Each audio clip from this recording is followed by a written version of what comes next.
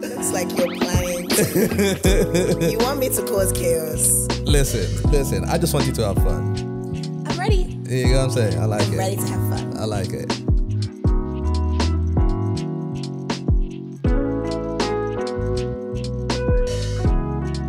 So you're clearly an Asake fan, I can see. I like his music, actually. So did you agree? Or I'm sure you didn't, but You know you what? must have seen that whole thing where people were like, "Oh, he should speak English." Oh, yeah, I saw that. Yeah. Well, what's your take on that? I don't think he should. Yeah, I don't think he should either. He's I doing so think, well not speaking English. Why would he want to switch it up and That's my then point. get stuck? He got to where he got to without speaking English, right? Why should he switch it up? Exactly. But then at the same time is the whole entitlement when it comes to fans, isn't it? Yeah. You know? But the thing is, we only do that for African artists. Nobody tells the Latino artists to speak English. Exactly. But they sell our stadiums and everything. And we all enjoy their music and everything. You know? And I feel like now is even the time, now that like, you know, award ceremonies or award bodies like Grammys and whatnot, and now including Afrobeats, now is the time for us to actually stay as African as possible. that is what it is. Yeah. But we only do that to our own and everything. Nobody tells white people to sing in Yoruba. You know what I'm saying? I don't understand half of the things that he's saying, but then at the same time, like, music is not for you to really. It's all about the melody. It's all about music, the vibes. as they say, is a universal language. Yeah, it's all about the vibes and everything, and that's probably the reason why you go to China or you go to Japan and everything, and they cannot speak a lick of English, but then they are singing to every of your songs. Have you and heard everything. their K-pop? Yeah. Yeah, like I'm just like, oh, like to me, it doesn't even really sound so different. You know, the only thing that's different is just the language. Yeah. Like everything sounds like a pop song. No, when you think about it, yeah, especially Japan, when you go to Japan and that, right, because of, they are so westernized over there as well, you know, and they are not like China or North Korea and everything, right? So they also look at the West, they also look at, which when you say the West, we are also in the West as well, Africans as well, you know what I mean? So they look at the things that are trendy. Yes. And they go with it.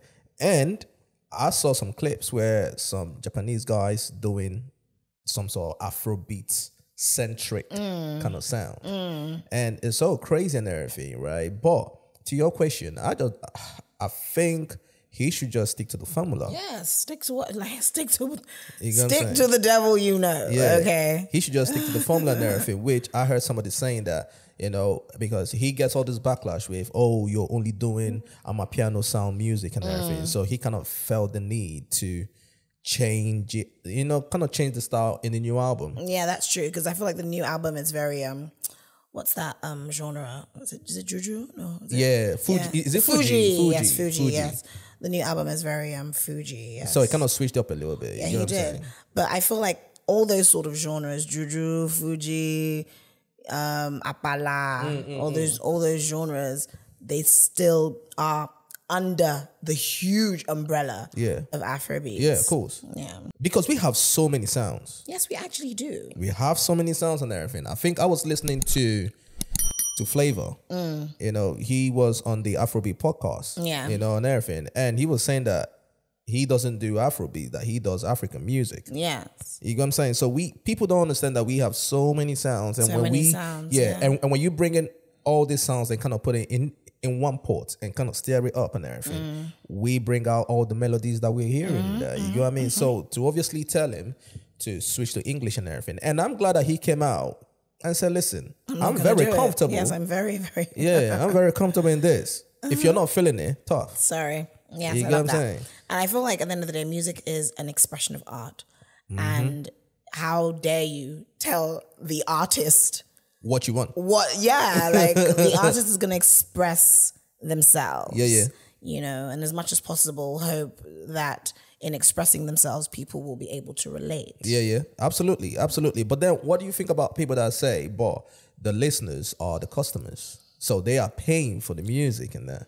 Well, like, I hear them, but as I said, the main thing, the main creation, which is the music, comes from an artist.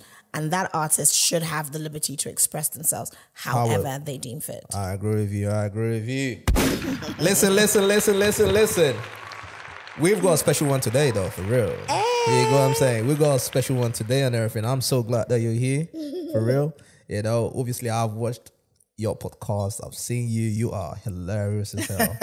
You know what I'm saying? You're hilarious as well and everything. And obviously when we reached out to you, I would say, this is what I would say, you are so humble and polite. Thank you. And that's something that I said I'm going to highlight this because that's something that I actually like about you and everything, right? Yeah. Because we've reached out to a couple people that have been on the pod and everything. And you know how we are back home sometimes, you know? Once you start getting a little money, once you start getting a little fame and everything, you know, you feel like you're... Yeah, exactly.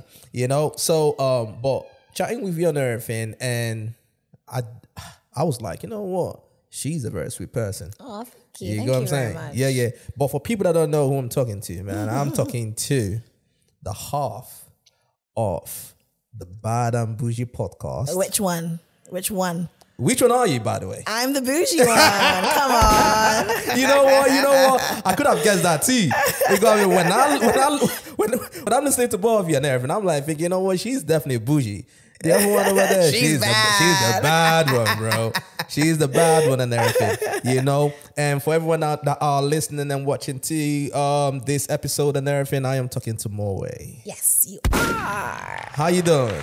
I am great. I'm good. I'm having a fantastic holiday, babe. How's London treating you? You know, it's been a while that I've been here. I was here about 6 years ago. And in all honesty, I always say like the reason why I wasn't here for so long was because I kind of got like the American bug, you know, and I just was like, oh, I want to go to Mexico, and I want to go to Jamaica, I want to go touring the world, eh? Touring the world, eh? Like England was like, you know, I lived here for so long, so I was like, I'm not feeling it here, you know, like, you know, as much. And there's this thing that, you know, UK boys are stingy. You know? Why do you think we have that stigma on us? Because you're not the first person. I think it's actually because of the system. Okay. Like we were having that conversation before we came on. Before we came on, and I was saying that, you know, I'm on holiday here. You know, I could go on holiday to America, and my friends, even though they're working, they still are a part of my holiday. Yeah. But here, it's almost like it's a struggle to even meet up with people because people are working. Because people are working back to back. It's like work, sleep, and work again. And that was actually one of the main reasons why I left, because I felt that my life was very monotonous. I could predict what my Friday would be. And I didn't. I don't know. I was, you know, when you're just so, and that's the issue with this system. Listen, it's structured, isn't it? Yeah, the structure, exactly. But it's a good thing. It works for some people, you know, and coming from you know, Nigeria, where there's pretty much little to no structure, you know, there's that spontaneity and that, you know, so that's what kind of, and for me, keeps me going, and it's exciting. Absolutely. You know, but yeah, back to your question about UK boys. I just feel like it's because of this system, you know, because you're just working, you're basically living to work. Yeah. You know what I mean? You're living to pay your mortgage, your rent, your car fee. Like you're basically just living to pay bills. To pay bills, basically. So obviously, if that's the system, you're definitely going to be quite, you know, tight with cash. Yeah. I think I do understand what you're saying, right? Because living on both sides of the fences, right? When I say both sides, I'm talking about Nigeria and obviously here, right? You can definitely see in Nigeria. I remember back then, because the last time I visited Nigeria, believe it or not, was 14 years ago. Yo, you need to come. You need to come. That's 10 years now. That's a decade. I know, it's mad. You know? But the thing is, seeing my family members and my uncles and everything, right? They go to work and straight from work, they go to the pub. They go to the bar. You know, I'm talking about every day. You know what I'm saying? Now, obviously here, that's not really the case. You know, now sometimes here and there you do the whole social gathering with your work. But it's so crazy how things are even different now that there's remote working. But even with the remote working, you guys are still not having any fun. Because the problem is not the working. The problem is the money. The problem is not really the working. You know, everyone is thinking about, okay, basically you already have this one I'm earning, right? And then I've got this bill, this bill, this bill, this bill, this bill. Plus, let's not even talk about tax. You get what I'm saying? So now I'm thinking about my holiday that I'm gonna have in 2 months' time. And for then 2 weeks. you get what I'm saying? You get what I'm saying? So all that stuff kind of makes people kind of live in this whole pattern-ish lifestyle. That's always the case. But I don't think that people here are stingy the way people try to be. Yeah.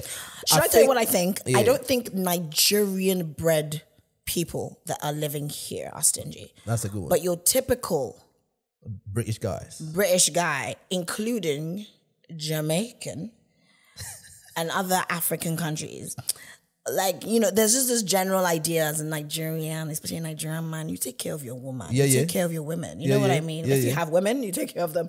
If you've got one, you take care of them. That's a fact. You know what I mean? It's just part of the culture. It's just part of the tradition. You know, while out here, you know, you're basically talking about halves. Let's go halves. Has a guy here ever taken you out and said, let's go halves? Or in general? Never. Have you ever experienced it? Well, actually, no. I did experience it when I was in uni.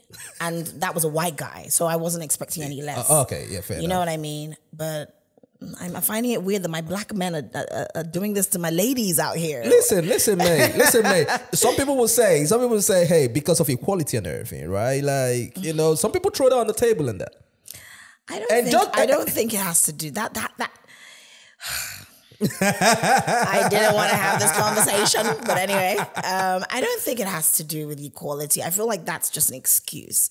There's femininity. There's feminism where we're talking about equality of work, social status. Yeah. That's what the equality is. It's not about who pays what bill. No, it's not about that.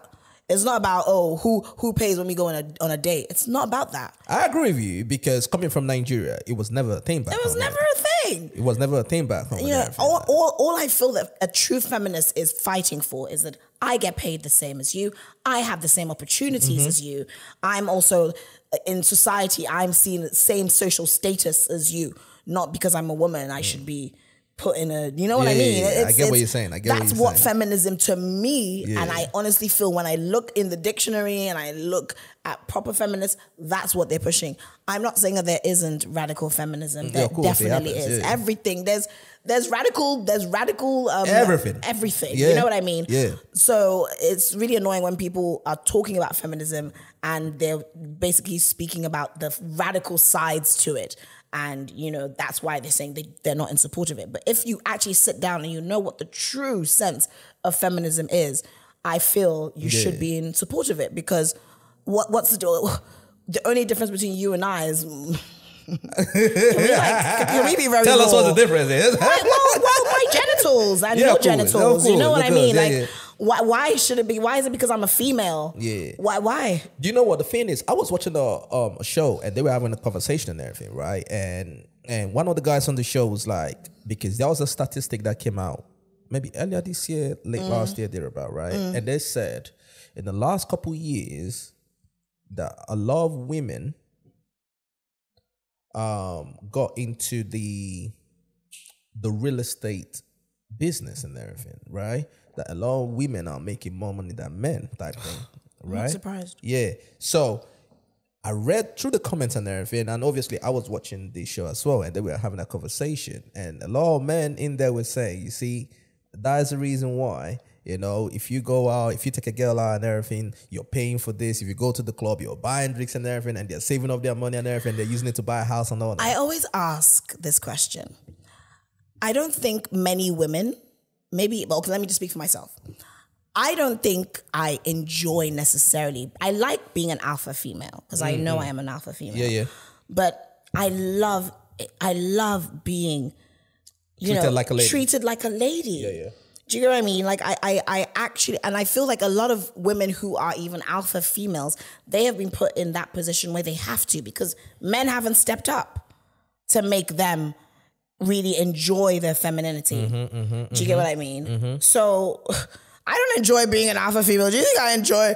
Do you think I enjoy having to hustle and all this? But no, of course not. Yeah. I would love a man to take care of me. Listen, all my girls, all my friends, they say the same thing. Yeah, but it doesn't mean that if there's now no man to do that, I won't step up and take responsibility. Yeah. Of course I will. Yeah.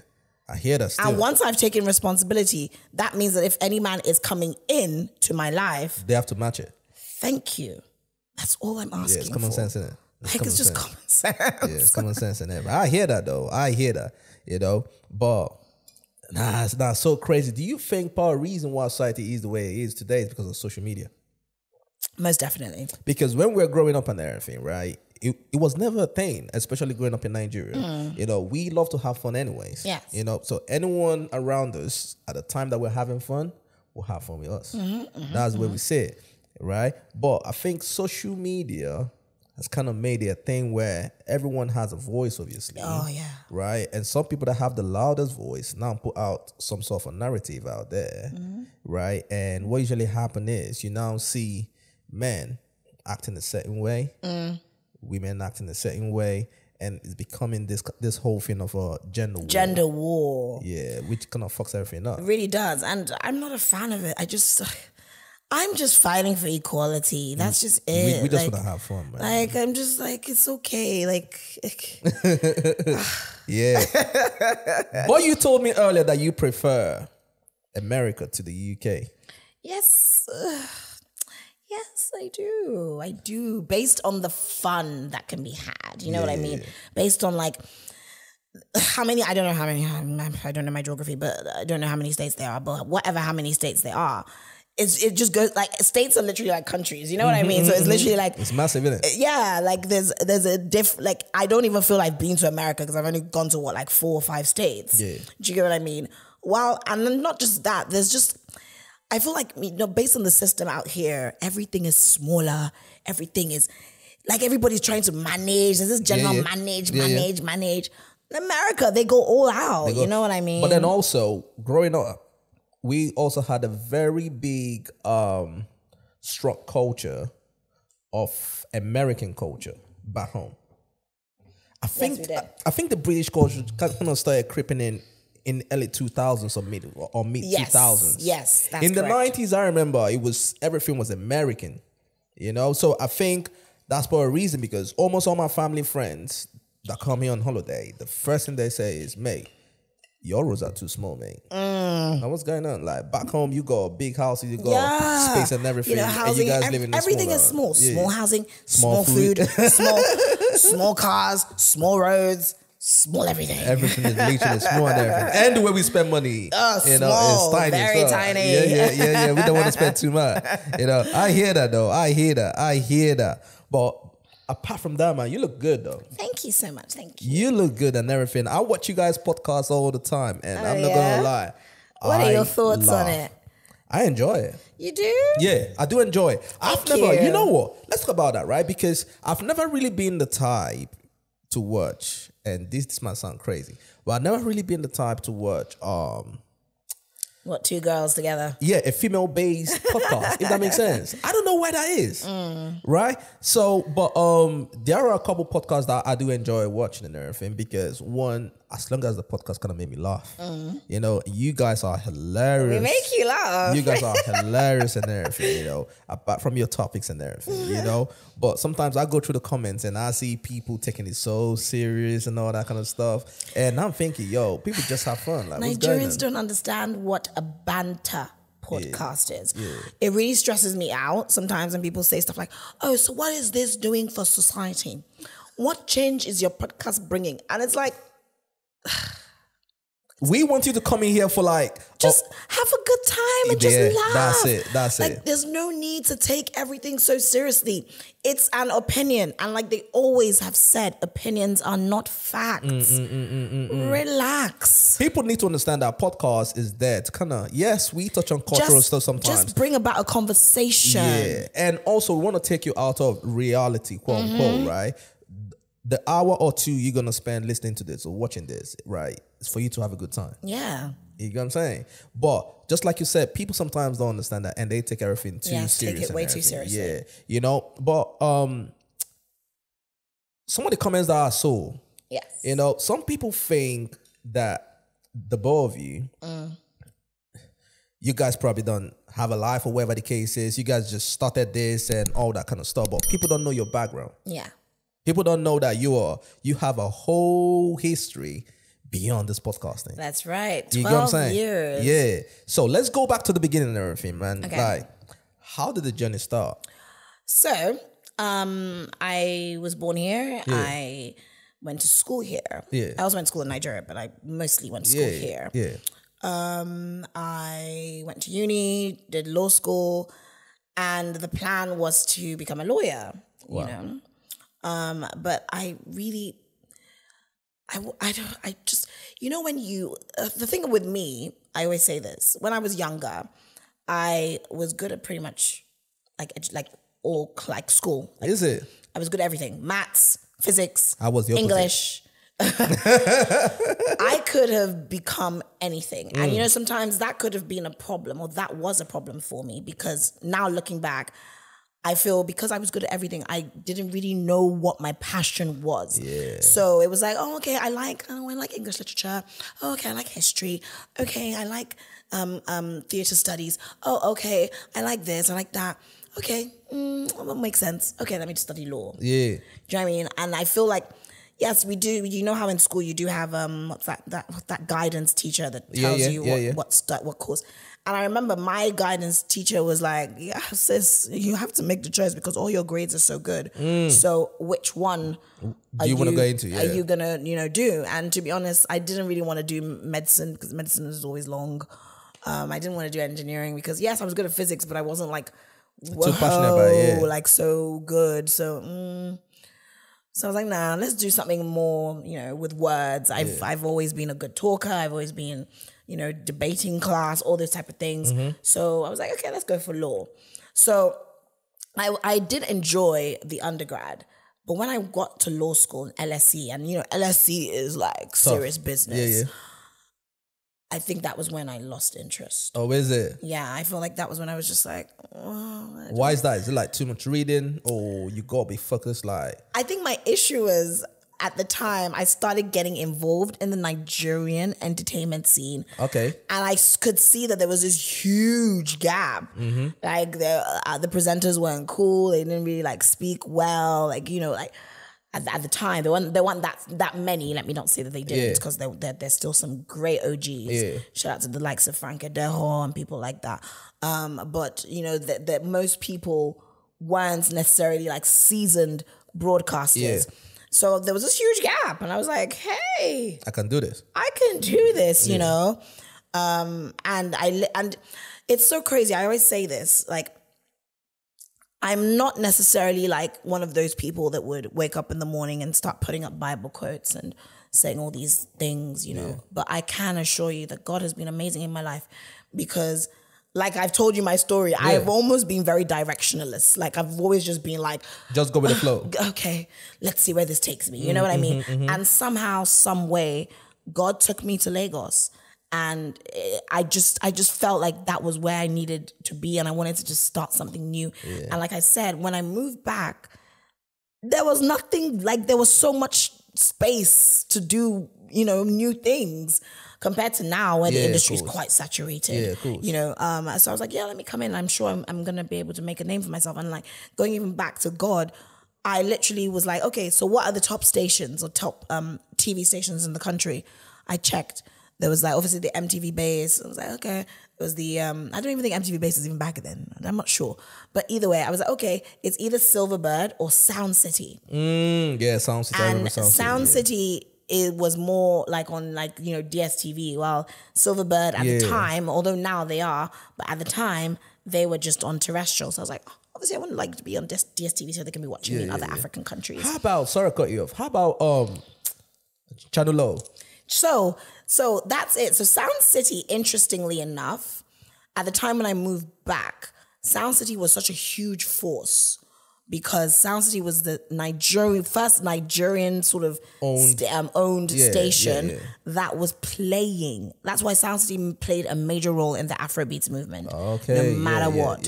Because they were the ones that were playing from beginning to end. that their playlist 80% or 85% was Nigerian. Do you get what I mean? While on Channel O, you would be seeing some South African music, you'd be seeing some American MTV bass, you'd be seeing so that was what really, really like made Sound City a huge force. And by the time when I moved, it was crazy. Like, as I said, I literally was like, okay, so which one? Sound City, Silverbird. Okay, let's go for Sound City. And I knew someone that knew maybe like the channel manager. Yeah. And I just, gave him a call. He said, come in the next day. Came in the next day with my makeup artist. I'll never forget. I bet them was like, who is this? Who is this bougie extra girl? Yeah. Came with my makeup artist and did like a, what do you call it? Like a... trial. Yes, a trial. And literally the next day, my boss, like the owner, was like, come in and let's have a meeting. And he gave me the job on the spot. That's crazy. It was crazy. That's crazy. I'm not like, when I say that, and that's why in general, I live by this thing that what is mine is mine. It's always going to be yours, yeah. I do believe that, yes, you've got to, hustle and, do the work. Do the work. But, that whole like, do or die, kill yourself. Like, it's never been my story. Things have somehow, luckily, and that's why I say it's God, they've all just somehow just fallen into my lap. Like, just worked out for you. Just worked out for me. And that was how Sound City worked for me. And I was there for about like 10 years. Damn. Yeah, 10, 11 years. And the time that I chose to leave was the best time, because that's when everything started to become digital and we started having podcasts and they started becoming popular. Yeah. So TV and radio was kind of phasing out. Yeah, was sort of phasing out, And the next thing was obviously to do what I'm doing now. Oh, shit. So who cultivated the idea to say, let's do a podcast? So... Or rather, let me say, how did you meet? Tolani. Yeah. Okay. So I didn't meet Tolani because of the podcast. I met Tolani from Big Brother.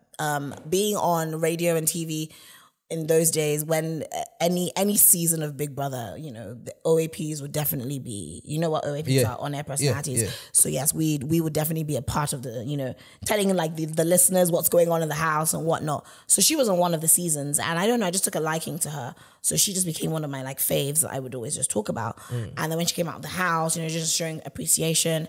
We followed each other. She would show up for like events that I would do. I would show up for events that she would do. Yeah.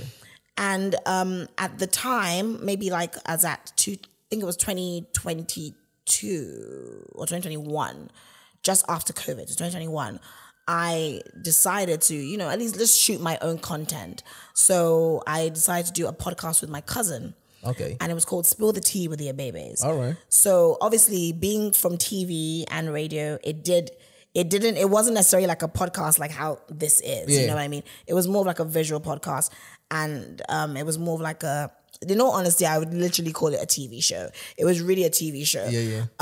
And we shot a season, we had some fantastic guests, and we put it out. Didn't really do that well. But nonetheless, I don't look at it as a total failure, because it taught me, how to even just have my own production, So now I know that if I wanted to shoot something, I know the things I need to do. You know what to do. Exactly. Yeah. So when I was done with that, I was now looking for maybe like, a production house that would be able to support me for season 2. So I looked up and I saw that there were a couple of, production houses that were coming up. I saw that there was Glitch Africa. So I hit them up. And they were like, oh yeah, cool content and whatnot. But this is not really what we want, but we want you. Okay. So it was like, okay, so what we're going to do is we're going to have a podcast with you and Tolani Badge. Oh, that's dope. So that was literally what it was. She is crazy, but I like her.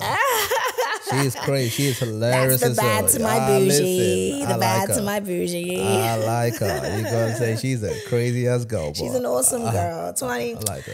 Tolani is so misunderstood. I always say it. Like, why do you think she's misunderstood? Because people don't like when people are so truthful. Especially even just truthful about their experiences. Yeah. And that's literally what she's saying. Like, she's just being honest about. She just being herself. Yeah, she's just being honest about what she like, how she sees things, and there's nothing wrong with that. At the end of the day, you see things based on your experience. Absolutely. So if she believes that, you know, she believes that, I don't know, men should pay money. Maybe there's a reason why.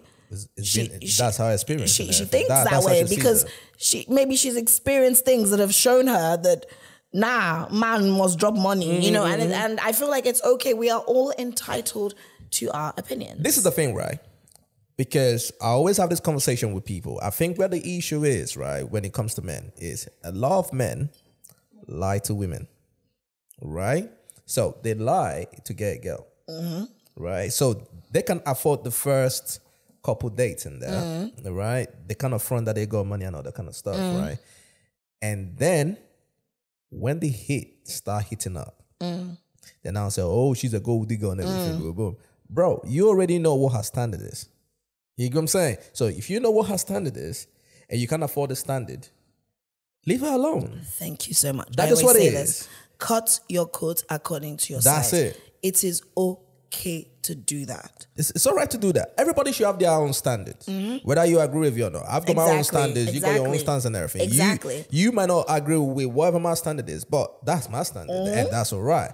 And there is someone. And if you want to fuck with me, then that's what it is. That means you have to sort of accept that. Like you have to accept that standard. That is where the problem is, and a lot of men. But you want to fuck with me, but you don't want to accept the standard. No, that's not it doesn't work that way. It doesn't work that way. You go what I mean? So I definitely like her, man. Whenever she's in London, listen. Come over here, man. We're gonna have a chat. Yes, Tolani, come through. You know what I'm saying? We're definitely gonna have a chat and everything. You know. So Glitch Africa obviously now reached out to her and everything. Yes, and reached out to me. Yeah, and then you guys and everything. So because when I look at the podcast space in Nigeria or in Africa, right, I don't really understand it, right? Because you kind of see a production house have a lot of podcasts under them and everything. Yeah. But then who owns the IP to the podcast? So most times it's mostly contract based. Okay. So it would probably be like, so most times it's also for us it's a partnership. Okay. Fantastic. So we all own it. Glitch owns it, Tolani owns it, I own it. Oh, right. Yeah. Percentage based. Yes, percentage based. Oh, that's cool. That's cool. Because I was wondering that because I would say your podcast is top 2. Yes, my dear. Tell them. You know what I mean? That's a fact. You heard. That's a fact. You know what I mean?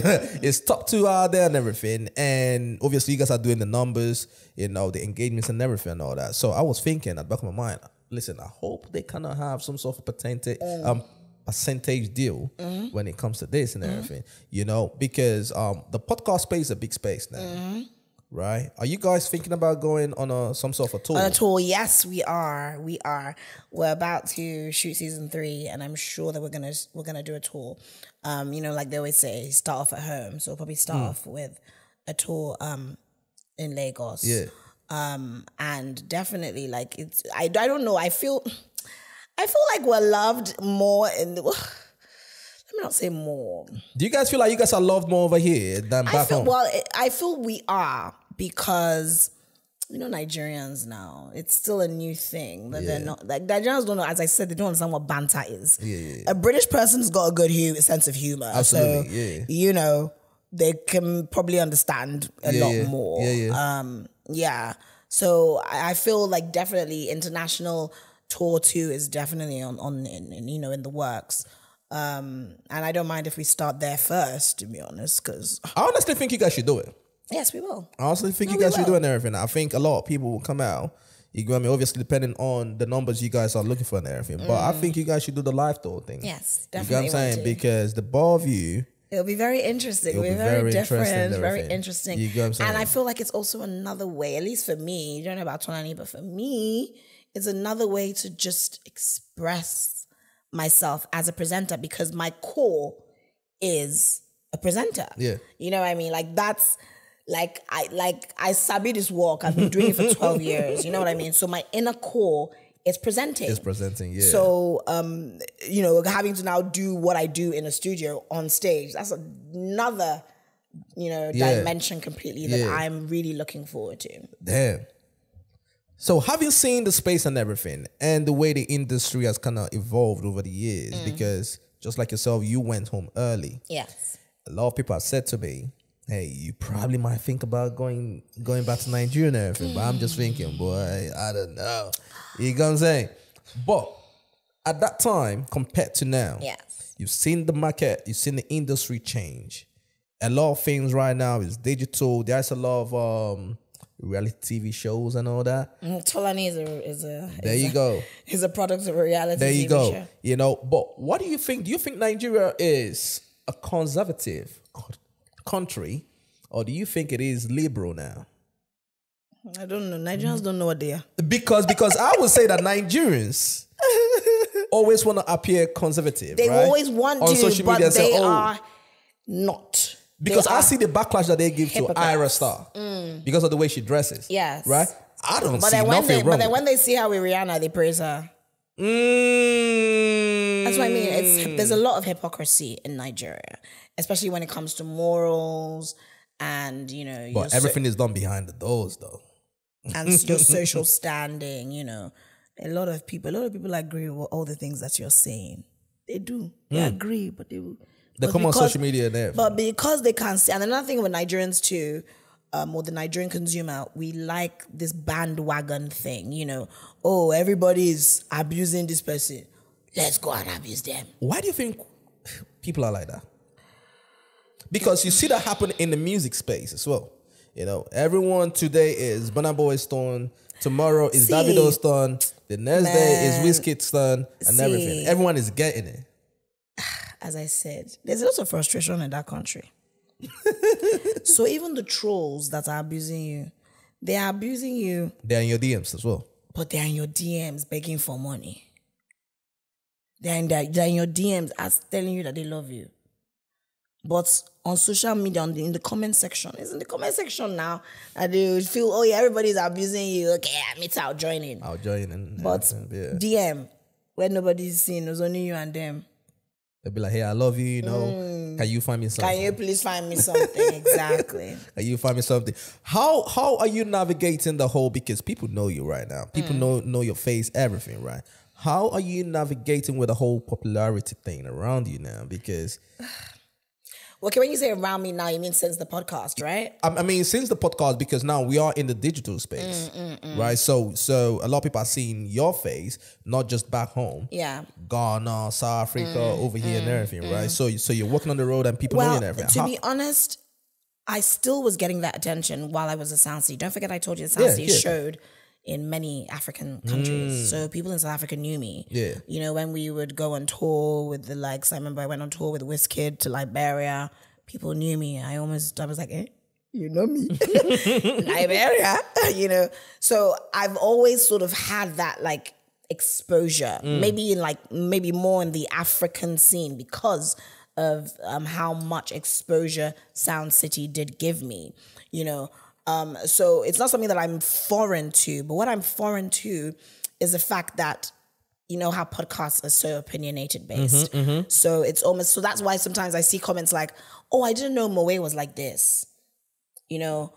So it's because when you're presenting on your radio, one of the main things they teach you about on radio is as an OAP, you don't really share your own opinion. Yeah. Your job you kind of just report. Your job is to just report and, you know, let it be sweet, let it be nice. You know what I mean? There's no, oh, I think this person is a terrible artist. I don't think this person should have done this. That's hard. Like sometimes, you know, you can put it in, you know, when it is obvious that is, you know, where most people, the majority are going. Like what is bad is bad. You know what I mean? What is good is good. Yeah. But most times you don't really share your opinion. You just keep say it to yourself, what needs to be said and you pull out. So most times, that sounded wrong, pull out. Pause. Sorry. No, pull out. Pull out. Listen. And you know. You step out. Yeah. It's all right. It's all right. So yeah, you know, you say your 2 cents and you keep it going. But with podcasting, you know, you can't just say the news. No. We want to know what you think. Absolutely. And that's the whole point.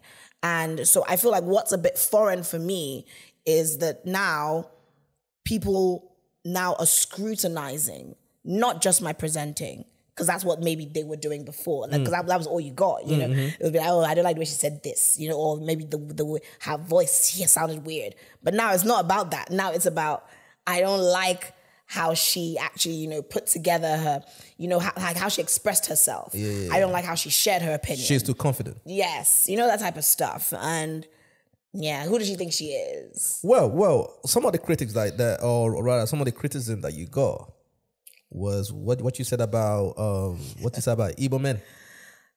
They killed you on that one still. They came for you on that, didn't they? The UK boys have killed me more, man. Are you joking? Yo, I have like literally, if I can check on my phone, I've got like 1,500 comments under that. Are you serious? I was looking at the comments and everything. I was like, yikes. The Igbo boys are like 500. For people that don't know what you said, right? And this wasn't on my podcast. This was on Madam Joyce's podcast. Yeah. She is hilarious. I love her. I love her. I love her. When she came on our podcast, she was dragged. Oh yeah. She I saw was that. dragged because she says it.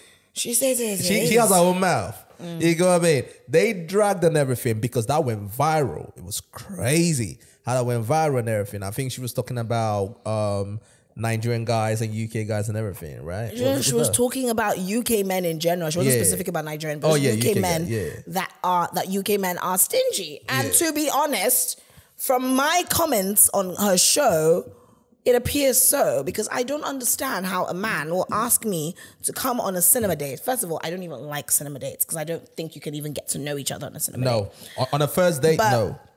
In Nigeria, you know, I have been on cinema dates, and in all honesty, the cinema date is only me and the man in the cinema. Okay. He has rented out the cinema, or he's got in a private hall, or whatever. Rented out the whole cinema?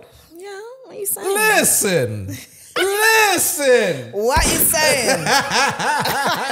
Listen, this is the reason why, this is the reason why Nigerian guys are getting in trouble in South Africa, bro. You get me? We are getting in trouble everywhere, man. You get me? Because almost everybody hates us right now. No, but bro. Nigerian men are actually a speck. And that's the honest truth. You know, that's why it pains me when people say that. Mo doesn't like men. I'm like, I love my Nigerian, because no matter what, I'm not, I can't imagine myself ending up with anyone struggling at everything, but a Nigerian man. Yeah. In all honesty, I like that. It's just I feel Nigerian men are made for Nigerian women and vice versa.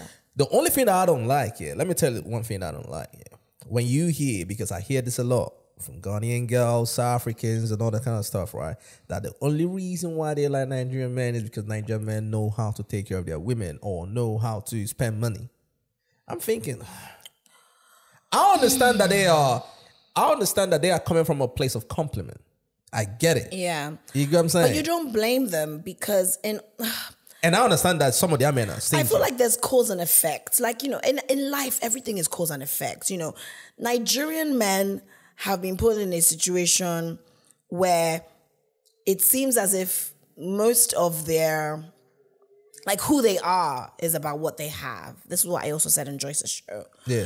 So it almost, and in that situation, it's a good thing, but it also has its cons. Absolutely. Which are, how much of this person do you end up now really knowing? You get what I mean? Like, if you're like if all this man really shows you is his money and what he can do for you, you know, you have to now also be, as a babe, you have to also be intentional to actually want to know this man for more. Yeah, than his but money. then also, I think part of it as well, is we were raised.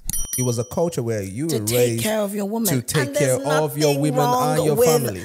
That, you get what I'm saying? There's nothing wrong with it. You know, that's how I grew up anyways. You get what I'm saying? They said, listen, you have to work hard to take care of your girl and to take care of your family and everything. That's what actually makes you a man. Yes. You get what I'm saying? So we all have that. So when we meet a woman and all that, we want her to feel good. You get what I'm saying? Now, obviously, the culture in the West is different. Of course. Clearly. You get what I'm saying? My DMs and my comments. You get what I mean? Because the culture in the West is, you are working, I am working, you're earning money. So why should I be the one to pay? Then let's split it 50-50. You get what I mean? So I think that's where, obviously, the clash of whatever comes in. And then also, you know, when you go to South Africa, I've heard, this not to be saying, but I've heard South African ladies say that their men, you know what I'm saying? According to research, there are two types of men. This is not my research. This is on the line, on the internet, on the line. It's there. Apparently, the two laziest men are Jamaican and South African. It's out there. I didn't say this. No. Please. It is out there. Don't drag me, please. I hear it all the time. And everything, But back to what you said about Igbo guys and everything, yeah, because they kind of dragged you on that one. Yes. So do you kind of care about clearing it up? Yes, I do. Like, one thing about me, like, and that's the difference between me and Tolani, and I think that's also what makes us who we like, makes us different. Tolani doesn't give a fuck. She will abuse whoever she wants to abuse or say whatever she wants to say, and she's not explaining. You still see me saying, "Oh no, like that's not what I meant, guys." Come on, And I feel like it's okay. It's okay that we're both different. That's it. No, so yes, cool. I do want to clear that. I wasn't speaking about this generation because I clearly said it. I actually clearly said it. I said traditionally. And when we're talking about traditionally, we're talking about all those Nollywood films where they watch. They see man, they cook for kitchen. No. Thank you. No. All the Osofia the actor, yeah? Have you seen him cooking in the kitchen? The only film I ever saw him cooking in the kitchen was Omugo. And that was because the whole point of that film was because he wanted to, to get the benefits of going on, you know what Omugo is, right? Exactly. He wanted to get the benefits of, going on Omugo for his daughter. Yeah. He believed that's why. Well, why should his wife? Mm-hmm. And then he was put through a lot of hell. He saw that it's not easy having to take care of a baby, So it's just traditionally. We did not grow up, right, seeing our parents. Did you see your father? Did you see your father's cook? It wasn't a thing. As an Igbo man, how many of you saw your father cook? It wasn't a thing. It was almost like, I know for a fact that it has always almost been a taboo for man today inside kitchen. Yeah. The only thing that probably some of that do was barbecue. At the most, yes. And that's a very manly thing to do. Anything that has to do with meat. Exactly, that's manly. Pause. But that we put in spice and turning rice and no. So I don't think you're wrong on everything. I don't understand why people obviously took offense to it. I guess it's the clip culture, innit? Like they just clip it up and everything. Yes, people take offense. Another one that blew my mind was there was this discussion we were having on the show. And it's so, do you know, most times when we do our show, me and Tolani, we're always like, sometimes when we do, like, we choose a topic and we're like, oh, this topic, nothing. And the way it becomes viral and people are so offended, I'm like, I didn't think that the topic about, how things are now more expensive. I think we called it lifestyle costs. Now you know. So, and it was a single episode. It was just the two of us, no guests, nothing. We're just talking about how different things have just become expensive, And we were talking about going clubbing and balling. And that's my thing. I absolutely hate being misunderstood, but it's also something I've recently accepted will be the case. You have to accept it in this culture, yeah. Will be the case when it comes to this podcasting thing. Absolutely. I think she asked me, how much does a guy need to ball? And me, I'm a lady of words. You said ball. You didn't say to go clubbing. You said ball. And last I checked, balling means spending extravagantly. No? That's the definition. So if I'm going to go to the club and spend extravagantly, I ain't gonna spend 500,000 naira. Jesus. I'm gonna be spending like 5 million. Jesus. To 14 or 15 million. And as I gave this figure and everybody got so offended and got pissed off. Oh, will your boyfriend spend that amount of money in the club? And I'm just like, that's not what I was saying. And I also clearly said that it doesn't mean you can't club. You can go clubbing. Yeah. But you want to go balling. You want to ball. Then I'm not gonna lie. I saw one time a receipt. Yes. Online. And literally a day after I made that post, a receipt came out and it was 14 million naira. What is the person drinking? Funny enough, I'm not sure if it was the same receipt. I have a feeling it was. If it was the same receipt, there were like 3 bottles of some weird ace of spade drink that is like really... But I swear that the drinks are fake back home. Yeah. I mean, That's always been a thing, sis. But now fake life now. Lifestyle costs. Now you know. Come on. So how do people still drink alcohol? Like, because I'll be so fucking scared, right? If I know that what I'm drinking is probably not real, like, I'll be so terrified. I think that there is a general, you know how there's like an unwritten, let me not say a written rule, but more of like a code, like there's some places that are more notorious than others. You're not gonna go to certain places and go and like You too. Why are you drinking? Why are you drinking? why are you going over there to drink? You get what I mean? Yeah. There's some places that are more notorious. There's some places that have more prestige than others. Yeah. You know what I mean? So it's just all about. So does everybody know? Okay, when you go over here, their drinks are legitimate. And when you go over here, you're probably risking it. Most times, but to be honest, the way Niger bad, all of them can still be bad. You get what I'm trying to say? So basically, everybody is... I don't want to say everybody is selling fake drinks. No. So basically, everybody's going to the drink and say, you know what? Hey, listen, it is what it is. You get what I'm saying? Definitely, because every night all the clubs are full. Jesus. Yeah. Clubbing in night. What am I saying? We club from Monday to Sunday. Listen, the lifestyle over there is crazy. The lifestyle over there is crazy. I was chatting to somebody, right? And the person, obviously, we were talking about money and everything. I said, listen, over here, we work. During the summertime, we go on holiday. And then we come back. We go back to work, right? And you lot are in Nigeria. Working. We're still working too. You lot in Nigeria. We're working and partying. Jesus Christ. Because, babe, there's really nothing else to do apart from party, work, fuck. That's it. Eat. That's it. Sit in traffic. That's it.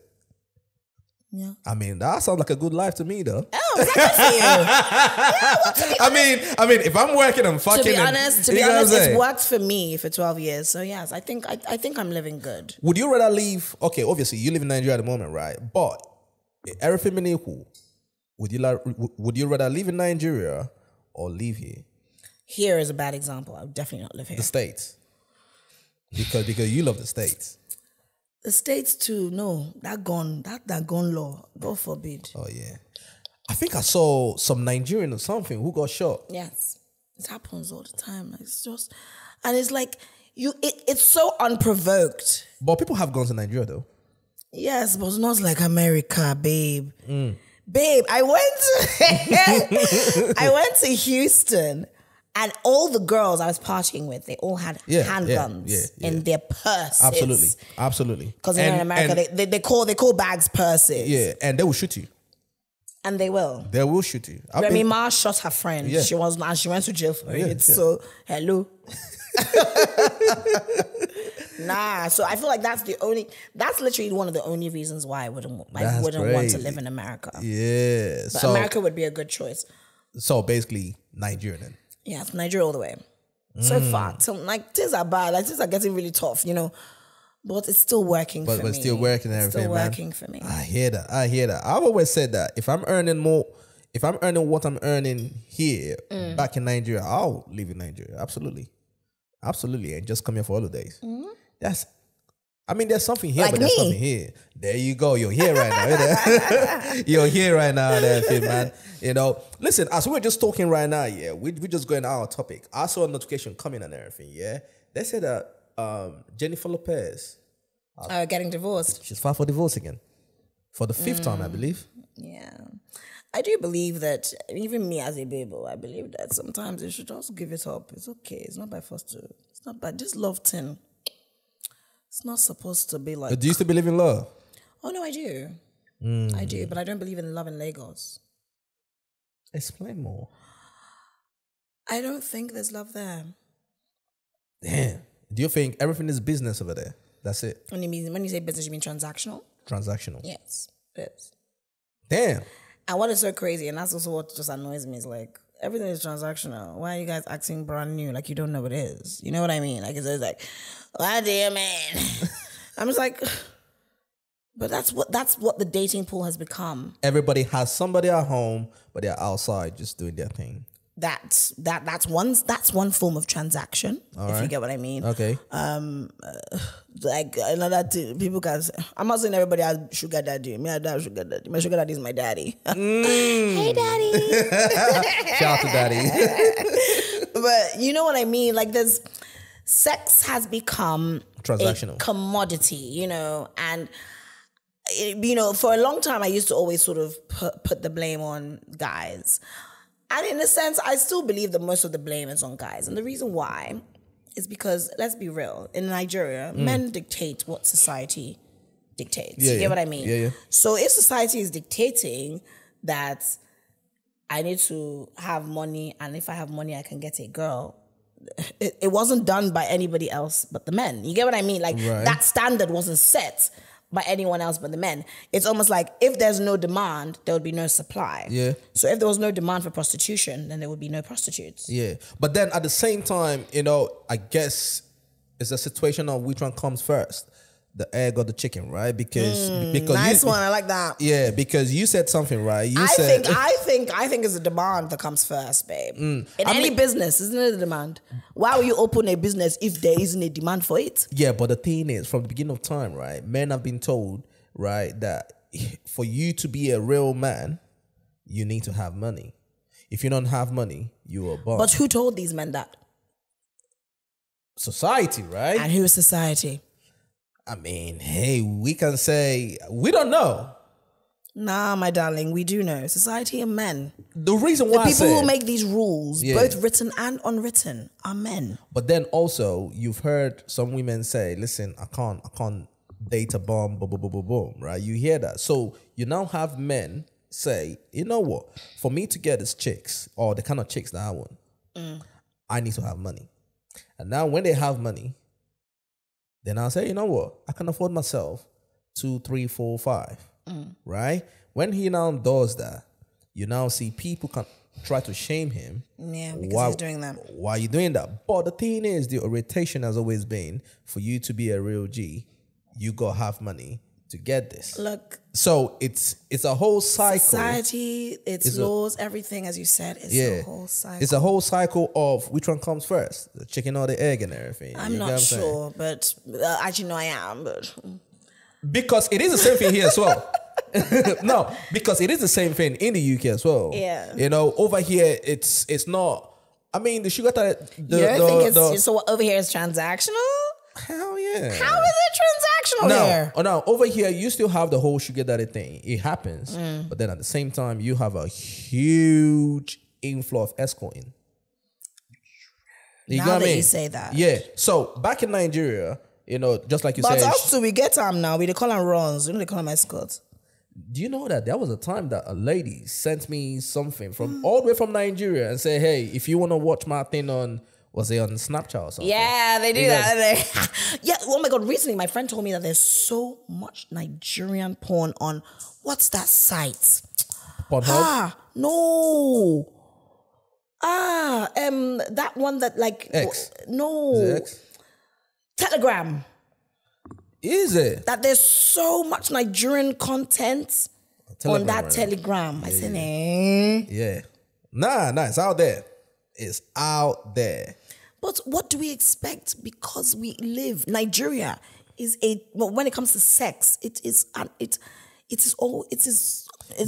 just transactional. But has it always been like that, or do you think I wouldn't know? Social media kind of brought it out? Definitely now. Social media did, because now you can sell your markets. You can, you know what I mean? Like, you know, as a baby, just take picture with you, just bend to this side. See, big bum bum. You know what I mean? So obviously, based on that, now it's opened. Yeah. It's definitely opened more doors. Nah, because now it's more accessible. Yeah, exactly that. Because it's always been like that. I remember back in the day, right? When my uncles come back from the States, right? And they stayed in hotels and everything. And I remember I was a young boy at the time. So we went to visit one of my uncles in, I don't know how well you know Enugu. But in the 90s, they used to have this hotel. 042. There you go. They used to have this hotel called Nikelek Hotel. Okay. I think over time it kind of changed to Protec Hotel, whatever it is. Well, yeah. Okay. So that was where he was staying. There was a lot of Chinese people there and everything, right? When we got there around 8 p.m., 9 p.m. at night, you saw a lot of women downstairs in the lounge, waiting for someone to come down. But those women won't be there if they didn't know that men will come and collect them. And that's what I keep on saying. Like, I don't mean to put the blame on men, but somebody's funding it. Somebody's funding it, and it's the men that's funding it. I want someone to be held accountable, and I'm sorry, you cannot necessarily fully put the blame on us. No, it's not our fault. Because if it was a situation where those women were just hanging around and men were not coming to meet them, then but the men are coming to meet them. They're coming to meet them. They're coming to pay for their services. So why won't they continue to go there? The men that fund escorting over here are mostly white men. Believe it or not. And now most of the escorts white? Black. Yes, they also have white, black, whatever, right? But they're always maybe minority. Yeah, but... Yeah, what is that with white men liking the minority races? I guess.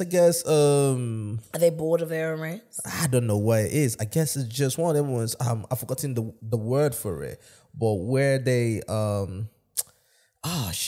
Somebody told me what the term is. Now, they just look at you as a... commodity. No, not really commodity. I've forgotten what the term is. Fantasy. Yeah, there's that. You know what I'm saying? Like, they just want to see how it feels. Like, yeah, I can imagine if I was a wise man, I'd want to fuck a black girl. I can go tell my white friends, hey, I tapped that booty. Listen, and some of them actually have. But I would feel so intimidated if I was a white man. Is it? Because black women, nah, man, nobody can tell me anything. We have this energy. Oh, yeah. And an African woman, energy is times 10. Oh, yeah, we have the sauce in it.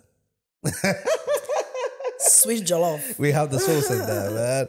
That's so true, man. It's crazy how that works and everything. Because when I look at back home, and I got a couple of my friends that traveled to Nigeria, they said, Toby, listen, the Nigeria that you know back then. Oh, no, it's changed, my darling. It has changed. It's changed. It has changed. Because sometimes I see the clips of, is it Big Brother and everything? And I see what's happening. I'm thinking. Oh, people having sex in the show? Yeah, I'm thinking, yo, I remember back Nigerians are very, very sexually aware and very we like sex. We like sex. Was it not when they said? I think there was a survey that we're literally one amongst the top countries that watch porn. Are you serious? Was it not anal porn, Seth? Listen, I heard somebody say this. I was watching something. Yeah, this is so funny. I heard somebody say that they would rather their man watch porn than cheat. No, that they would rather their man be addicted to porn than cheat. I know. Having a man addicted to porn is not good, though.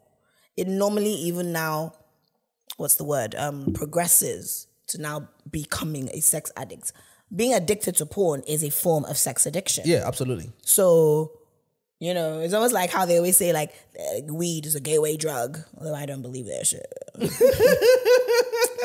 But yeah, you know how they say, like, it's a gateway drug, you start doing other things. Yeah, so that's what I think. I think porn is definitely a gateway. A lot of people are addicted to that shit. A lot of people are addicted. Yeah. They are. It's crazy. It's crazy how that works and everything. Nah, because sometimes it surprised me because I still have the whole mindset of what Nigeria used to be like. But then obviously you see a lot of things. It's changed, but there's still that hypocrisy. As it's changing, they're still saying it's not changing. Do you know what I mean? It's like, I beg, just accept that this is what we have become. Yeah. And that's why I'm in full, like I always say it. I've always said it.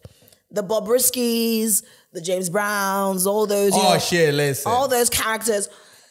We need them in the entertainment scene. We need that. What's that word? That term. Oh, God, the word skipped my mind. Not wow factor. That shock value. We need it. That's a shock value. Which entertainment industry doesn't have someone that just shocks people? But the thing is, bro, like, it's so funny because, what's the name of this presenter from back in the day that had a long hair, very skinny guy? Denrele. Yes. I replaced him on Sound today. Oh, wait, you want to replace them?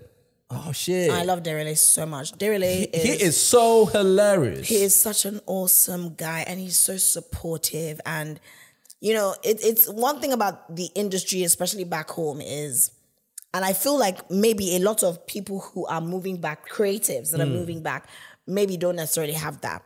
Maybe where they get it is now on social media. You know what I mean? Maybe they get like the fans or the people that, you know, their followers.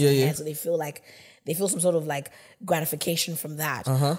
But it's in those days, I used to always say, like, when we moved back, there wasn't really like support from people who were there before. So a lot of us just did things ourselves in a sense and created these paths for ourselves. As opposed to now where like it almost seems like there's not necessarily help, but at least like you know that people can see you doing what you're doing and you're actually gaining like fans and whatnot. So the reason why I absolutely love Denrele is that Denrele was literally one of the few people that, you know, that showed you love. That showed me love and was like, you know, didn't feel threatened and didn't feel. Yeah.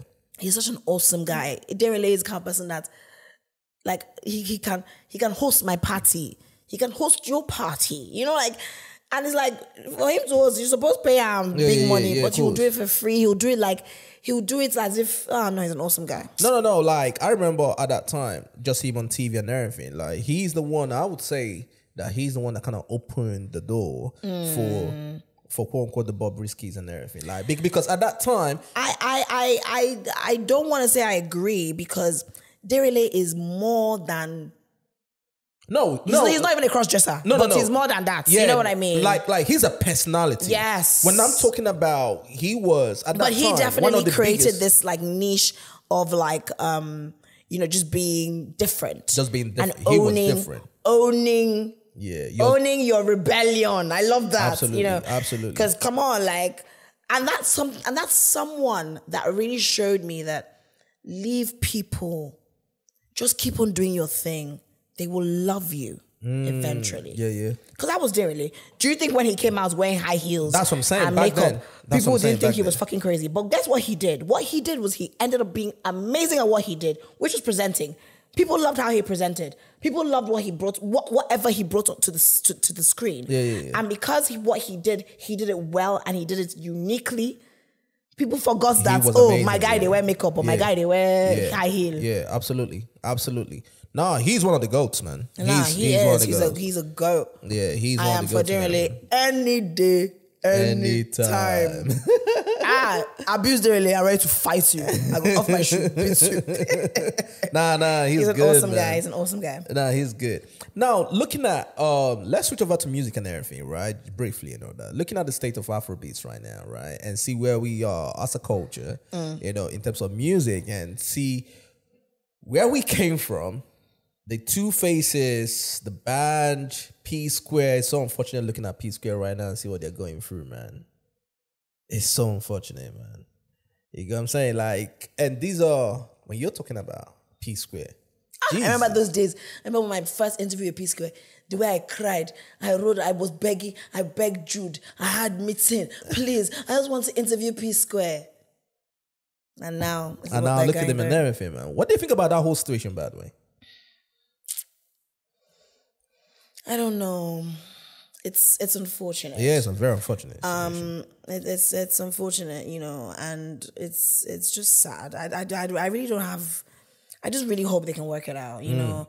Not even based on them becoming P Square and doing the music again. Just working it out and being twin brothers again, you know. Yeah. There's something that they always say that twins share. There's something unique, and it's just the fact that they're not getting along. It's like, no, it's almost like a taboo. It's mad. But the thing is, you just said something right now, not them becoming P Square again, because I think that phase has kind of passed. Oh, no, it's passed. Right? There's no need. But then at the same time, it kind of raises my question to, you know, do you think our genre of music or our genre of, what I call it, culture, whatever, is so youth-oriented?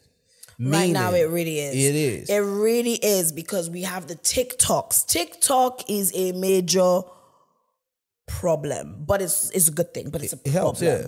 It helps based on the current times. You know what I mean? Yeah. But the reason why I say it's a problem is that it has somewhat way watered down the authenticity of the music, because now all that people are looking into is, let's make a track that we can, you know, we can have a TikTok challenge. Yeah.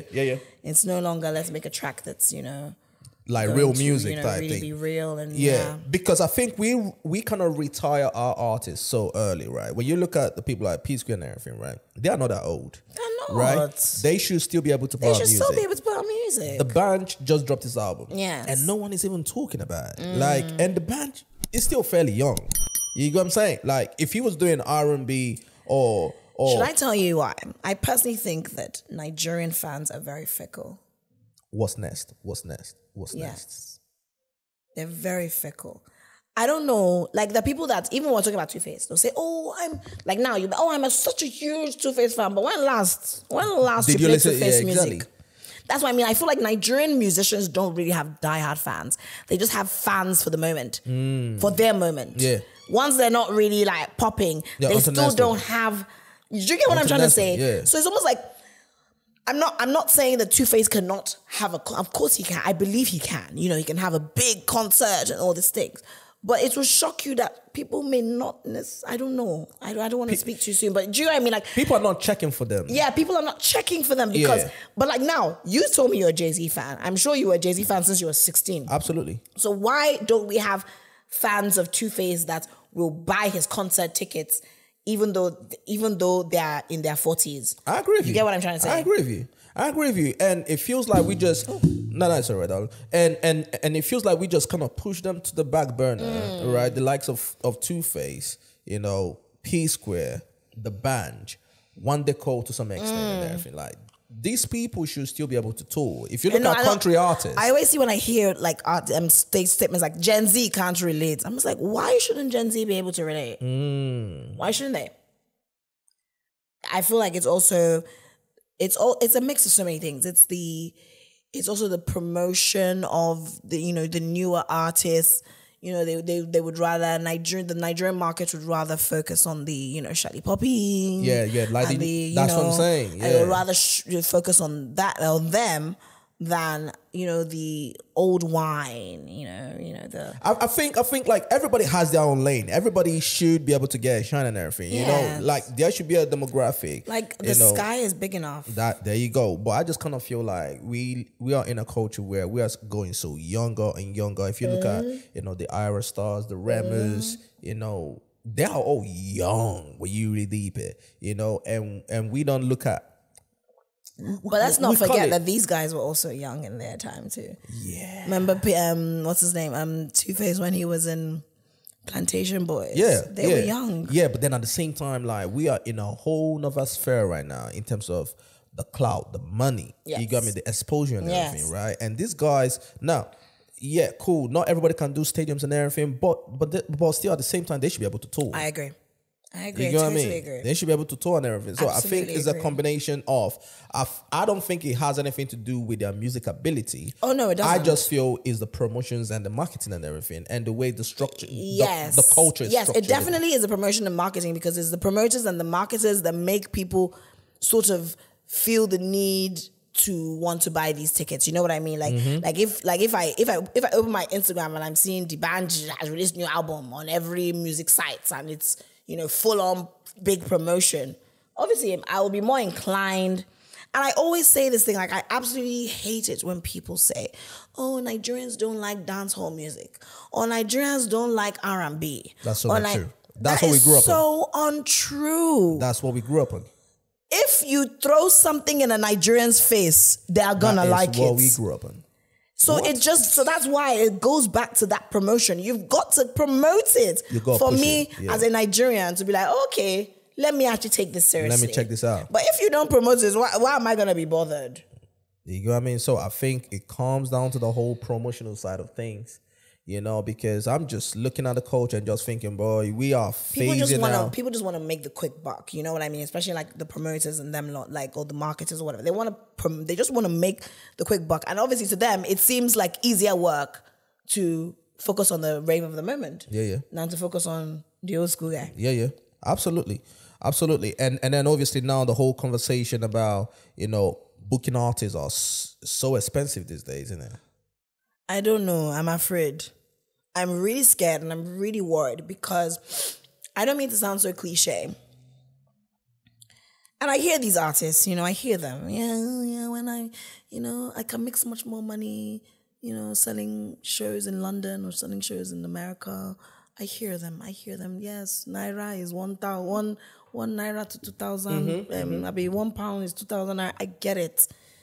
But let's not forget that if not for these Nigerian fans, you won't be where you are today. So I don't know. I just feel like we should just be able to reach a compromise. Like, yes, you're Rema, you've got this great song with Selena Gomez, you're big, you're winning awards, you deserve to be paid these amounts. I understand. But at the same time, I don't know, like, let's just reach some sort of compromise. Because in all honesty, we can't afford these artists anymore. But that's where I'm kind of sad when it comes to that, right? Because we produce all these artists, right? And yes, they are superstars right now. They are worldwide and everything, right? I personally do not think we should put the onus on the artists to compromise. I think, our structure back home, the government should get better. You're right. But I don't mean to be weird. And I don't mean to be negative. Yeah. But that's not going to happen anytime soon. And that's where the issue is. Because if you're an artist right now, and I mean, whenever you perform in London, you can tour in the West, you can tour in London, America and everything, right? But back home you can't because they don't have the structure on the ground and everything. And someone says to you, but don't forget, you came from no structure now. Bend your back small. That's all I'm saying. That's why I said compromise. I'm not saying... And the funny thing is that Nigerians love these artists so much. Absolutely. That they are willing to meet them halfway. Trust me. These promoters, these people that are doing shows, like now, Dirty December, I can't wait to see what's going to happen. Because in all honesty, I feel like there are going to be no shows. Because nobody is going... Do you get? Yeah, but they couldn't do Afro Nation. They couldn't do Afro Nation in Nigeria. But they can do Afro Nation in Ghana. I don't think it's the fault of Afro Nation. I just think we just don't have the structure. Oh, no, I didn't say it was the fault of Afro Nation. It was just... Agree, I know. As I said, I totally agree with you, but I just feel like it's almost like when you hear, was it Anthony Joshua? I think, did he want to box for Nigeria or something like that? All these athletes that maybe... Or like the Mikel Obis and people that end up playing football for us. Are you kidding me? Do you think that the Nigerian Federation is paying them as much? But that's where the issue is, though. Yes, I'm not saying it's not an issue. It is an issue, and I respect anybody that feels I don't need to deal with this shit, bro. I'm getting paid so amounts at O2. I understand it. All I'm just saying is, it's almost like that statement where, where they say, you all just remember going back home. You still send money back to your parents, even though, what I mean? Like, it's just part of our culture. So it's almost the same thing. That's all I'm saying. Just meet us halfway. You can't tell me that, it's $1 million I'm going to collect. Nobody's going to give you $1 million in Nigeria. Yeah. Nobody. Yeah. Nobody's going to do that. It's hard. But at the end of the day, so are you saying that because nobody's going to give you $1 million, you will never ever perform in Nigeria again? The place that made you. Come on, let's try and meet halfway. That's all I'm saying. No, I agree. I mean, it's tough. It's tough because when I look at the likes of, Burner, Wizkid, all them people, and that's why I like Davido. Davido will still somehow compromise, but then again, OBO. So maybe that's the difference. There you go. But I appreciate that, and that's why Davido is loved. That's why he's really loved. Because do you think we don't know that he's not collecting what he's supposed to be collecting? We know. Yeah. But it's still that home factor. Not that home factor. You're still let's be real. Yeah, it's tough. Last now Nigeria where you come from. So just do something. Right now, our country is not where we would want it to be. Yeah. Doesn't now mean you're not going to perform in Nigeria ever again. No, now. I hear you, though. I hear you. Nah, listen, I hope it gets better, though. I hope it gets better. I hope, because I want to see the likes of Burner or Wizkid or some of those people, do tours. I miss those days. I miss those days so much.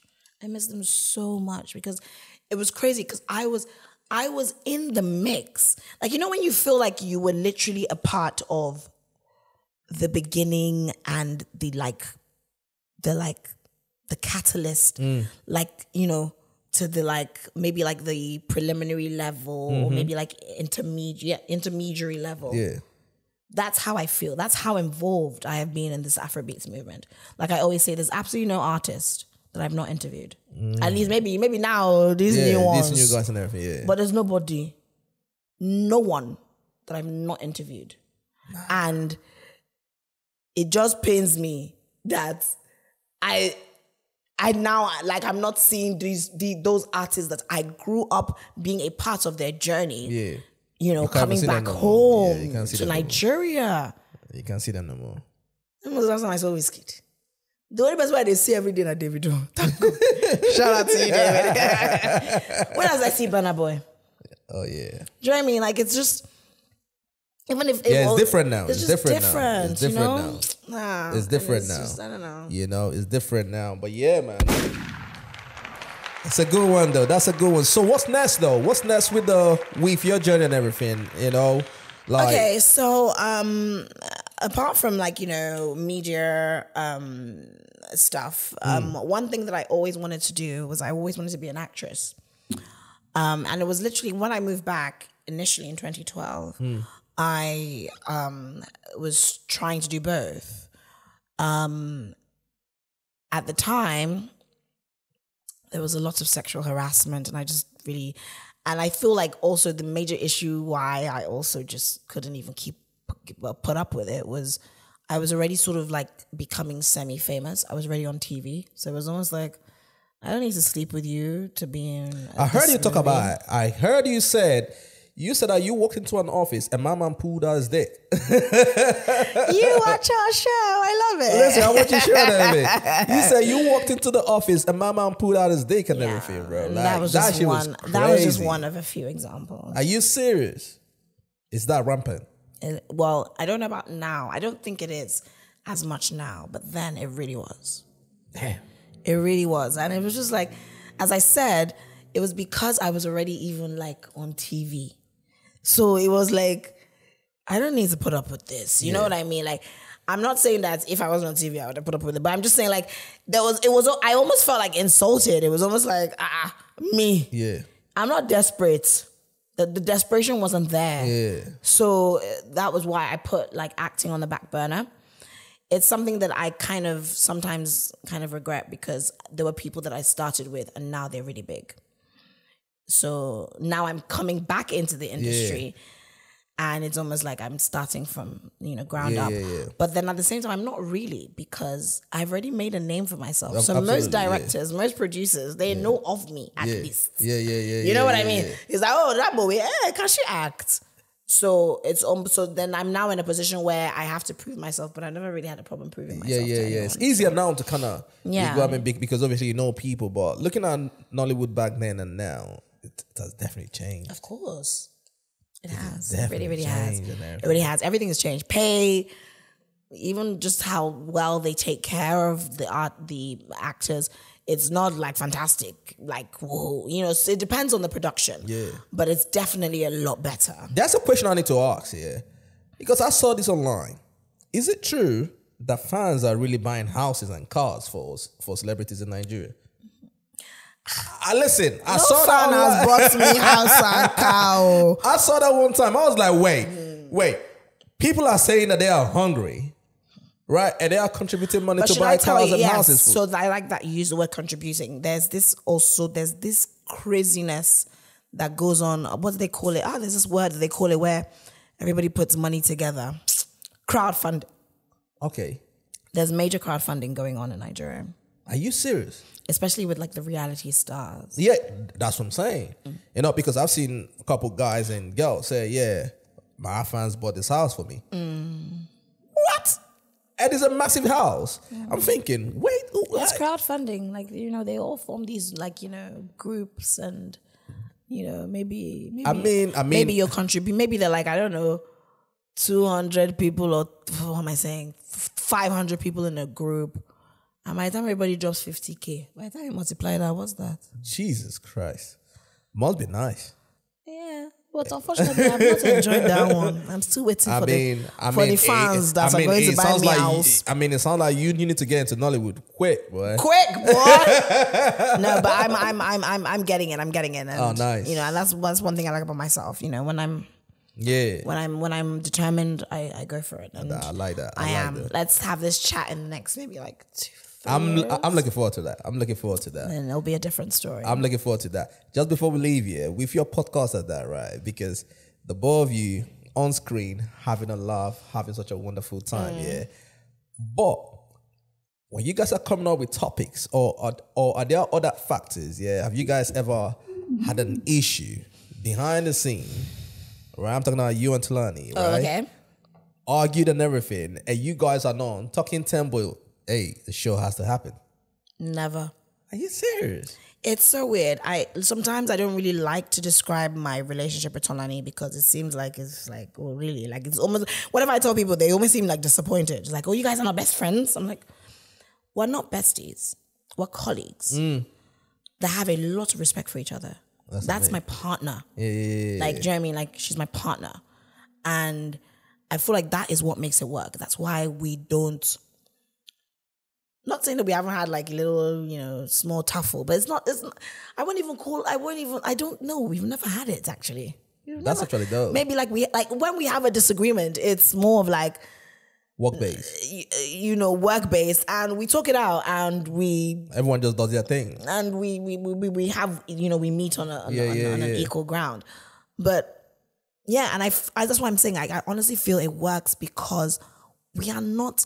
I don't like to say we're not friends because we are, but we're not friends in the way most people would think it is. Right. You know what I mean? It's more, as I said, that's my partner. When you have your partner, there are boundaries that have been set. You know what I mean? Like we've set our boundaries. The respect is there. There's the respect. So there's no room really. It's only if someone really oversteps that boundary that we would have a problem. You know what? When I'm watching the both of you, you probably, I don't know if you've heard about this podcast before, the horrible decisions. Oh no, I haven't. Oh, you probably should check it out. Where are they? What are they? They are in America. Oh, okay. Yeah. People told me about these girls, Poor Minds, that we give us. Poor Minds is good. Yeah, Poor Minds is good as well. Horrible Decisions is good. So what, we give up horrible decisions? When I watch you guys, right, I'm literally saying, you know what? Yeah, this gives me horrible decision vibes. Yeah. You know what I'm saying? I'm telling you, man, you probably check it out, man. Yeah, I will. I definitely will tonight. But I do enjoy your podcast. That's what I say. Oh, thank you so much. I appreciate it. Like, I love, like, you know, sometimes people think that maybe you're seeking compliments or whatever. I'm not. Like, you deserve it. I absolutely love it when someone genuinely says, I enjoy what you do because it is actually entertaining in its totality. And also, I know how hard it is. And thank you. I understand that. And you're not doing it by yourself. This conversation was a lot easier because it's me and you. Imagine if it was like how it normally is with your people. And everyone, I know. So it's a lot of work, you know. But I absolutely love doing it. I love working with Tolani. Big shout out to the Glitch Africa as well. Big shout out to them, though. Because in all honesty, even though we've had like a little scuffle sometimes, if not for them, we wouldn't have this show. Absolutely. So, and if not for them, I also wouldn't have this union that I have with Tolani. Absolutely. So here I am, saying it on air. There you go. Thank you. That's dope, man. That's dope. Thank you, Glitch. You the real ones. They are doing something big, man. No, they are. They really are. Because I mean, you guys are there. This other podcast with Honest Bunch. They've got this one in Ghana that just came up too. They literally got like, I don't know how many views they got in like 24 hours. Yeah, I was like, they're doing what? something big. They're doing something big. So they're doing good. You go, I mean, and you guys are doing something big too. Hey. You go, I'm saying. Listen, don't disappear on us. I won't. I really won't. I'm hoping that the next time that we do come on here, I'll have my partner with me. Listen. See you on the sofa and we just have a good time. It will be good. You go, I'm saying. But good. Listen, I really did enjoy that conversation. I really did too. I'm like, oh my God, it's done. I know. Isn't I really it more? I know. Listen. I wish, but I mean, you're a busy lady right now. Yes, you know what I'm saying? You're turning over the place, traveling and all that. You know, I'm not gonna say the place you told me you're going to next, but you know, listen, we are all trying to be like you, man, for real. There's only one more way. There Sorry. you go. There you go. There you go. Listen, people, it's Moet right here from the Bhad and Boujee podcast. Go check it out. We're going to put the link in our description and everything. And also we're going to put the link to her Instagram as well. Yes, Moet Abebe. There you go. You know, just DM her. All the guys, you know. DM me for listen. what? I know that your DM is hot, boy. Do you know what? That's a major misconception. Are you serious? I mean, they probably do know your standard, innit? So is that why people are not sending me messages? I mean, some of them are probably say, listen, you know. But to be honest, I wouldn't really look at my DMs and maybe, but then people say that's not a good thing, Sha. But I wouldn't look at my DMs and you have to say something that really stands out for me to be like, not just hi. Yeah. You know, it has to be something that really stands out for me to be like, oh, okay, what you saying? Yeah, you know? I want to have a conversation with this person type thing. But yeah, my DMs are not popping like that too. Listen. I always tell people, it's like people are afraid. Don't be afraid. DM her, man. I'm not that bad. DM her, man. You know what I'm saying? DM her there. I'm a sweet girl. I know. I can tell you that she's a sweet girl. You know what I'm saying? But listen, you know, we would love to have you back again. I would love to be back. If you're not traveling, you should come back on Saturday. If you're not traveling, you should come back on Saturday. I actually would love to, you know. You know what I mean? So that you can meet the guys and everything, man. Oh, damn. But Saturday is tight. But then if I'm not traveling, fuck. If you're not traveling, come back. Is it only, can't we do like Sunday? We can't do Sunday because this is actually a bank holiday. Exactly. This bank holiday I don't even mind doing it on Sunday because I stay, like where I stay, the carnival is going to walk through. Oh, yeah. Carnival Sunday and Monday as well. You know what I'm saying? Yeah, let's do Sunday. So I don't mind like being away from that. Yeah, let's do Sunday and everything. Drinks, everything. We just come in and just come on. Food too. Food. What, jollof? Well, okay, what do you like? I don't know. It's fresh. Jollof, pani it's yam. fresh. Oh, I'll be eating pani yam. I mean, myself.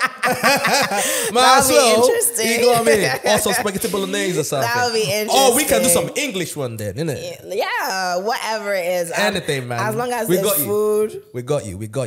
I'm good. Food and alcohol. There you go. We got you, man. You know what I'm saying? Listen, people, you already know this is a Fresh Out the Boat podcast.